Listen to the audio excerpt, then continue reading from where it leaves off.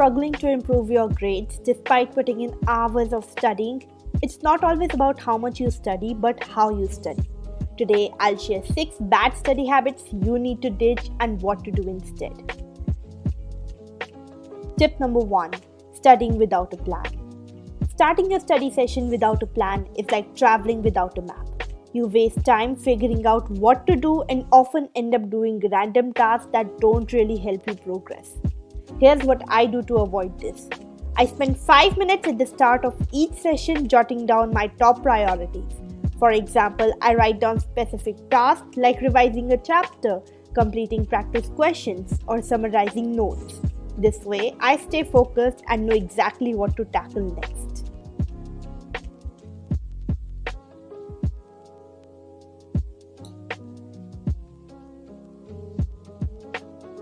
Tip number 2. Overloading your schedule. Packing your day with too many tasks might make you feel productive, but it's a fast track to burnout. I used to think the more I crammed into my schedule, the better, but it left me exhausted and stressed. Now I prioritize just 3 to 5 major tasks each day. I've learned doing a few things well is far more effective than rushing through a long list. And don't forget to schedule breaks. Your brain needs time to recharge. Have a good sip of tea. Tip number 3. Highlighting everything. Highlighting feels productive, but let's be honest, if you highlight everything, nothing stands out. I used to make this mistake all the time. Now I focus on active recall, which is more effective instead of just highlighting. You need to make notes and also just summarize whatever you have read. Tip number 4. Multitasking while studying. Multitasking may seem efficient, but in reality, it divides your focus and makes studying take twice as long. I've realized that my brain works best when it's fully focused on one task at a time.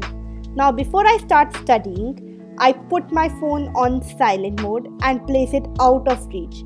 If I need background noise, I choose instrumental music or white noise or even some binaural beats to help me concentrate without distractions.